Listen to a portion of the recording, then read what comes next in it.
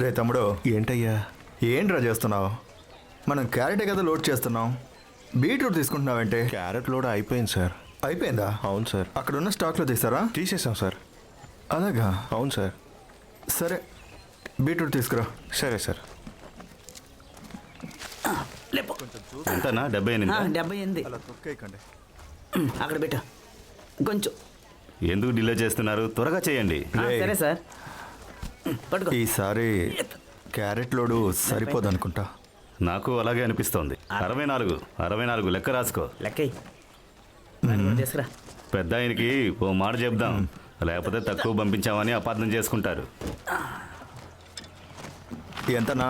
67. 67. ఈ బండి ఎందుకు ఎక్కడికి వచ్చింది? లోడ్ ఎక్కడ దమ్మంటారు? ఎక్కడండి? ఏం లోడు? క్యారెట్. క్యారెట్? దీన్ని మీ పార్ట్నరే తీసుకురమ్మన్నాడు. A partner? వెనకాల వస్తున్నాడు చూడండి.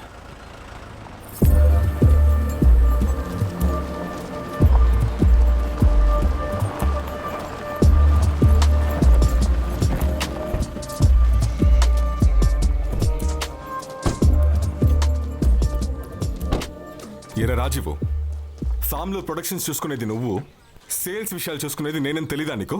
అవును. మరెందుకు నా దగ్గర మాట్లాడకుండా పెద్దాయన దగ్గర లోతు తక్కువ ఉందన్నావు? లోడ్ తక్కువగా ఉంది, ఆయనకి ఇన్ఫార్మ్ చేద్దాం అన్నాను. రేపు పెద్ద ఆయనకి 9 టన్నులు కావాలి. ఒకవేళ మనం గనక ఇవ్వకపోతే ఇంకో చోట కొనేసుకుంటారు. మనం కస్టమర్ని కోల్పోతాం. మనం వ్యాపారం చేసే చోట సగం ఆర్డర్స్ తీసుకోలేంగా. నువ్వు దయచేసి బుద్ధి లేని పనులు చేయకు పెట్టారు. జోషి, పెద్ద ఆయన మన దగ్గర సరుకు తీసుకోవడానికి కారణం మనం ఆర్గానిక్గా పంటను పండిస్తున్నాం కాబట్టి. మన మీద ఉన్న అభిమానంతో కాదు, ఇచ్చేటప్పుడు మంచి సరుకు ఇస్తే చాలు. ఎరా, ఇది వ్యాపారం. ఊర్లో ఉన్న వాళ్ళని ధనవంతులు చేయటం కాదు మన వ్యాపారం. నువ్వు ఒంటరిగా వ్యాపారం చేసినప్పుడు నీకు ఏం జరిగిందో బాగా తెలుసు కదా. ఈ 7 టన్ వెజిటేబుల్స్ ని ఈ 2 టన్నుల వెజిటేబుల్స్ తో కలిపితే అసలు ఎవరు కనిపెట్టలేరు. లోడ్ని దింపండి రా. డొమినిక్ ఇలా రా రా రా చెప్తాను. నీకేమైందిరా? ఏంట్రా? రా. ఏంటి? నువ్వు చెప్పిందంతా కరెక్ట్ అయి ఉండొచ్చు, కానీ నువ్వు చెప్పిన విధానం ఉంది చూసావా, అది కరెక్ట్ కాదు.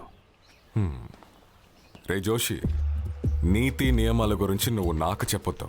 డబ్బులు ఎలా సంపాదించాలో నాకు బాగా తెలుసు. తర్వాత అచ్చాయన్ దగ్గర ఆర్డర్ తీసుకున్నది నేను, దాన్ని నేను చూసుకుంటాను.